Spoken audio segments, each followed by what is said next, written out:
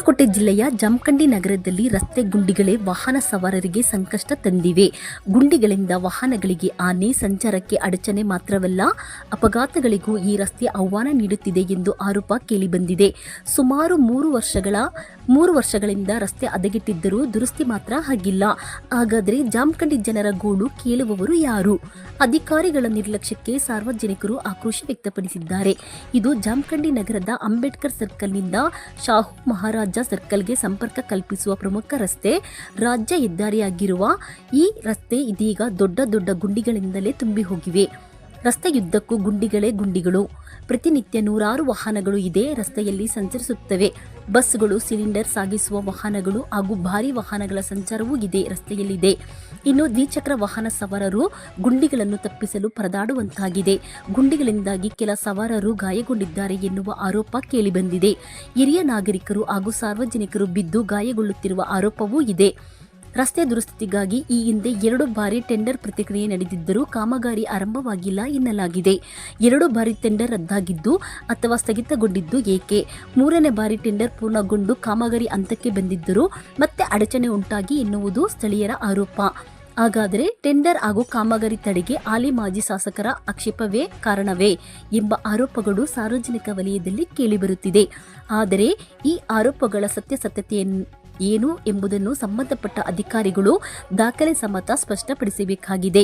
ರಾಜ್ಯ ಹೆದ್ದಾರಿಯಾಗಿರುವ ಈ ರಸ್ತೆಗೆ 2 ಬಾರಿ ಟೆಂಡರ್ ಆಗಿ ಕಾಮಗಾರಿ ನಡೆಯಲಿಲ್ಲ. ಈಗ 3ನೇ ಬಾರಿಯೂ ಏಕೆ ತಡೆ ಎಂದು ಸ್ಥಳೀಯರು ಪ್ರಶ್ನಿಸಿದ್ದಾರೆ. ರಸ್ತೆ ಬೇಕು, ಗುಂಡಿಗಳಲ್ಲ. ಜನರ ಜೀವನ ಚೆಲ್ಲಾಟ ಬೇಡ ಎಂಬುದು ಸ್ಥಳೀಯರ ಆಗ್ರಹ. ರಸ್ತೆ ಕಾಮಗಾರಿ ಆರಂಭಿಸಿ ಸುಗಮ ಸಂಚಾರಕ್ಕೆ ಅನುವು ಮಾಡಿಕೊಡುವುದರ ಜೊತೆಗೆ ಸಾರ್ವಜನಿಕ ಸುರಕ್ಷತೆ ಕಾಪಾಡಬೇಕು ಎಂದು ಜಮಖಂಡಿ ನಾಗರಿಕರು ಒತ್ತಾಯಿಸಿದ್ದಾರೆ.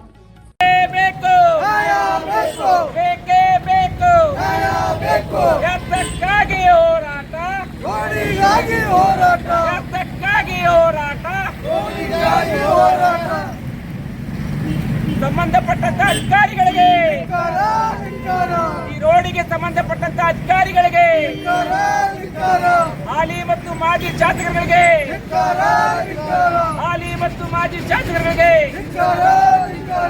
ಬೇಕೇ ಬೇಕು.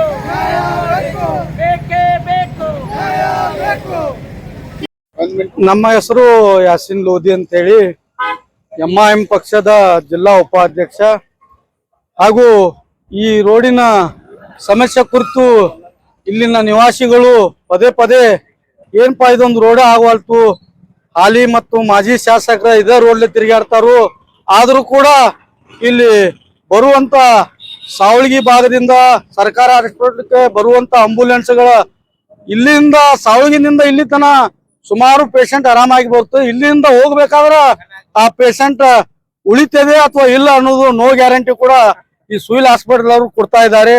ಇದರ ಪ್ರಕಾರವಾಗಿ ಇದೆ ಕುಸ್ಬಿ ಹಾಸ್ಪಿಟಲ್ ಅಲ್ಲಿ ಸುಮಾರು ಪೇಷಂಟ್ ಗಳನ್ನ ನಾವು ಸರ್ ರಿಕ್ವೆಸ್ಟ್ ಮಾಡ್ಕೊಂಡು, ಇಲ್ಲ ಸರ್ ತಮ್ಮ ಹಾಸ್ಪಿಟಲ್ ಮುಂದಗಡೆನೆ ಬಿದ್ದಿದೆ ಪೇಷಂಟ್, ಸುಮಾರು ಒಂದು ಬಡವರು ಇದ್ದಾರೆ ಅಂತ ಹೇಳಿ ಸುಮಾರು ಸಲ ಅವ್ರಿಗೂ ಕೂಡ ನಾವು ಕರೆ ಮಾಡಿ ಬಿಲ್ ಒಂದ್ ಸ್ವಲ್ಪ ಕಮ್ಮಿ ಮಾಡಿ ಅಂತ ಕೂಡ ಅವರು ಬಿಲ್ ಕಮ್ಮಿ ಮಾಡಿದ್ದಾರೆ. ಅದೇ ರೀತಿ ಇಲ್ಲಿ ಇರುವುದರಿಂದ ಮಟನ್ ಮಾರ್ಕೆಟ್ ಆಗಲಿ, ದೇಸಾಯಿ ಸರ್ಕಲ್, ಸಂಪೂರ್ಣ ಒಂದು ಬಿಜಾಪುರ ಹಾವೆ, ಮುಧೋಳ ಹಾವೆ ಕೂಡುವಂತ ರಸ್ತೆ ಇದು. ಸಾವಳಗಿದಿಂದ ಅತ್ನಿ ಹಾದೆ ಎಲ್ಲಾ ಕೂಡುವಂತ ರಸ್ತೆಗಳಲ್ಲೇ ಈ ರಸ್ತೆಯಲ್ಲಿ ತಾರತಮ್ಯ ಮಾಡುವುದು ಬಿಟ್ಟು ಹಾಲಿ ಮತ್ತು ಮಾಜಿ ಶಾಸಕರು ಈ ಜನರ ಕಷ್ಟಗಳನ್ನ ತಾವೇ ಖುದ್ದಾಗಿ ಬಂದು ಒಮ್ಮೆ ನೋಡಂತ ಹೇಳಿ ನಾನು ಕೂಡ ಒಂದು ಮನವಿ ಮಾಡ್ತಾ ಇದ್ದೇನೆ. ಯಾಕಂದ್ರೆ ಇಲ್ಲಿ ಬರುವಂತ ಸ್ಟಿಕ್ ಆಗಿ ಟೈರ್ಗೆ ರೋಡ್ ಕಲ್ಲಿನಿಂದ ಸುಮಾರು ಜನಕ್ಕೆ ಗಾಯ ಆಗಿದ್ದಾವೆ. ಸುಮಾರು ಅಂಗಡಿಗಳ ಗ್ಲಾಸ್ ಹೊಡೆದು ಸುಮಾರು ಅಂಗಡಿಗಳನ್ನು ಕೂಡ ಬಂದಿಟ್ಟಿದ್ದಾರೆ ಈ ರೋಡ್ ಸಲುವಾಗಿ. ಅದರ ಸಲುವಾಗಿ ನಮ್ಗೇನ್ ತಿಳ್ತಾ ಇದೆ ಅಂದ್ರೆ, ಇಲ್ಲಿ ಇರುವಂತ ಮೂಲ ನಿವಾಸಿಗಳು, ದಲಿತರು ಹಾಗೂ ಮೈನಾರಿಟಿ ಜನ ಹಾಗೂ ಹಿಂದುಳಿದ ವರ್ಗದವರು ಇರೋದ್ರಿಂದ ಕೆಲಸ ಮಾಡವಲ್ವೋ ಅಥವಾ ಏನಾಗಿ ಟೆಕ್ನಿಕಲ್ ಇಶ್ಯೂ ಆಗಿದೆ ಅಂತ ಅದನ್ನೇ ಜನರಿಗೆ ತಿಳಿಸಲಿ ಬಂದು. ಅದೇ ರೀತಿ ಇದೇನಾದ್ರೂ ಇನ್ನು ಶುಕ್ರವಾರ ತನ ನಾವು ಅಧಿಕಾರಿಗಳಿಗೆ ಗಡುವು ಕೊಡ್ತಾ ಇದೀವಿ. ಶುಕ್ರವಾರ ಒಳಗೆ ಆಗಲೇ ತಾವು ರೋಡ್ಗನ್ನು ಮಾಡಲೇ ಇದ್ದರೆ ನಾವು ಬಾಬಾ ಸಾಹೇಬ್ ಅಂಬೇಡ್ಕರ್ ಸ್ಟ್ಯಾಚು ಹತ್ತಿರ ಒಂದು ಪ್ರತಿಭಟನೆ ಹಮ್ಮಿಕೊಂಡು ಸುಮಾರು ಒಂದು 100ರಿಂದ 110 ಗಿಡ ಹಚ್ಚುವ ಮೂಲಕ ಪರಿಸರ ಅಭಿಯಾನ ಇಲ್ಲಿಂದ ಚಾಲು ಮಾಡ್ತೀವಿ ಅಂತ ಹೇಳಿ ನಾನು ಈ ಮಾಧ್ಯಮ ಮುಖಾಂತರ ಹೇಳ್ತಾ ಇದ್ದೀನಿ. ಇವತ್ತಿನ ದಿನ ಜಮಖಂಡಿ ನಗರದಲ್ಲಿ ಒಂದು ಸಣ್ಣ ಪ್ರಮಾಣದ ಪ್ರತಿಭಟನೆ ಅಂದ್ರೆ ಪ್ರೆಸ್ ಮಾಧ್ಯಮ ಪ್ರತಿಭಟನೆಯನ್ನು ನಾವು ಹಮ್ಮಿಕೊಂಡಿದ್ದೀವಿ. ಇದು ಏನಪ್ಪಾ ಅಂತಂದ್ರೆ ಅಂಬೇಡ್ಕರ್ ಸರ್ಕಲ್ ದಿಂತ್ರ ಚಟ್ಟು ಸಿಂಗ್ ಸರ್ಕಲ್ ದವರೆಗೆ ಸುಮಾರು ಒಂದು 3-4 ವರ್ಷಗಳಾಯ್ತು. ಈ ಹಾದಿ ಅನ್ನೋದ್ರೆ ಬರೇ ಗಾಡಿಯನ್ನು ಬಿಟ್ಟು ಬರೇ ನಡೆದಾಡುವಂತ ಹಾದಿ ಆಗಿಬಿಟ್ಟಿದೆ. ಸುಮಾರು 2 ಸಲ ಟೆಂಡರ್ ಆಗಿ ಟೆಂಡರ್ ಕ್ಯಾನ್ಸಲ್ ಆಗಿದೆ. ಈಗ 3ನೇ ಸಲ ಟೆಂಡರ್ ಆಗಿ ವರ್ಕ್ ಆರ್ಡರ್ ಬಂದ ನಂತರ ಬರೇ ಈಗ ಟೆಂಡರ್ ದವರಿಗೆ ಅಗ್ರಿಮೆಂಟ್ ಮಾಡಿ ಕೊಡೋ ಸಲುವಾಗಿ ಈಗ ತಡೆಯನ್ನು ಹಿಡಿದಿದ್ದಾರೆ. ಇದು ತಡೆಯನ್ನು ಯಾವ ತರ ಇದೆ ಅಂತಂದ್ರೆ ಹಾಲಿ ಮತ್ತು ಮಾಜಿ ಶಾಸಕರ ಜಗಳ ಅಂತೇಳಿ ನಮ್ಗೆ ಅನಿಸ್ಲಾಗ್ತಿದೆ. ಇದು ಏನಪ್ಪಾ ಅಂತಂದ್ರೆ ಈಗ 2 ಸಲ ಮೊದಲಾಯ್ತು, ಅವ್ರು ನಮ್ಮವ್ರಿಗೆ ಬೇಕು ಇವ್ರು ನಿಮ್ಮವ್ರಿಗೆ ಬೇಕಂತೇಳಿ ಅದನ್ನ ತಡೆ ಹಿಡಿದ್ರು. ಈಗ ಆಗಲೇ ಆರ್ಡರ್ ಆದ ನಂತರನು ಟೆಂಡರ್ ಆದ ನಂತರನು ಈಗ ಅವ್ರಿಗೆ ಅಗ್ರಿಮೆಂಟ್ ಮಾಡಿ ಕೊಡುದು ಬಿಟ್ಟು ಈಗ ಮತ್ತೊಮ್ಮೆ ತಡೆ ಹಿಡಿದಾರ ಅನ್ನೋದ ನಮಗೆ ಗಮನಕ್ಕೆ ಬಂದಿದೆ. ಅದ ಕಾರಣಕ್ಕಾಗಿ ತಮ್ಮಲ್ಲಿ ಬರುವ ಶುಕ್ರವಾರವರೆಗೆ ಅಧಿಕಾರಿಗಳಾಗ್ಲಿ ಮತ್ತು ಹಾಲಿ ಮತ್ತು ಮಾಜಿ ಶಾಸಕರಾಗಲಿ ತಾವು ಎಚ್ಚೆತ್ತುಕೊಳ್ಳಬೇಕು. ಇದು ಪ್ರೆಸ್ ಮಾಧ್ಯಮ ಮುಖಾಂತರ ತಮಗೆ ಒಂದು ಎಚ್ಚರಿಕೆ ನಾವು ಕೊಡ್ಲಕ್ ಬಯಸ್ತಿದೀವಿ. ಏನತ್ತಪ್ಪ ಅಂದ್ರೆ ನೀವು ಶುಕ್ರವಾರ ಒಳಗೆ ಈ ರೋಡ್ ಕೆಲಸವನ್ನು ಸ್ಟಾರ್ಟ್ ಮಾಡಲಿಲ್ಲ ಅಂದ್ರೆ ಶುಕ್ರವಾರ ದಿನ ನಾವು ಪರಿಸರ ಅಭಿಯಾನದ ಮುಖಾಂತರ ಒಂದು ಪ್ರತಿಭಟನೆಯನ್ನು ಹಮ್ಮಿಕೊಳ್ಳುತ್ತಿದ್ದೇವೆ. ಆ ಪ್ರತಿಭಟನೆ ಏನಿದೆ ಅಂತಂದ್ರೆ ಒಂದು 100ರಿಂದ 150 ಗಿಡಗಳನ್ನು ಈ ರೋಡ್ ಅಲ್ಲಿ ಹಚ್ಚಿ ಬಿಡೋರು ನಾವು ಪರಿಸರ ಅಭಿಯಾನ ಅಂತೇಳಿ. ಯಾಕಂತಂದ್ರೆ ಇಲ್ಲಿ ಗಾಡಿ ಹಾಯ್ದಾಡುವಂತ ಹಾದಿ ಆಗಿಲ್ಲ ಮೊದ್ಲಿನ ಮಾತು. ಮತ್ತು ರೋಡ್ ಮ್ಯಾಗ ಗಿಡ ಹಚ್ಚಿದ್ರೆ ಅದನ್ನ ಪರಿಸರ ಅಭಿಯಾನ ಒಂದು ಆಗಿಬಿಡತ್ತೆ. ರೋಡ್ ಹೋಗುದೆಲ್ಲ ಜನರು ಏನಿದೆ ಬೈಪಾಸ್ ಹೋಗಲ್ಲ. ಯಾಕು ಇದು ರಾಜ್ಯ ಹೆದ್ದಾರಿ ಇದ್ದ ಈ ತರ ಆಗ್ಲಾಗ್ತಿದೆ.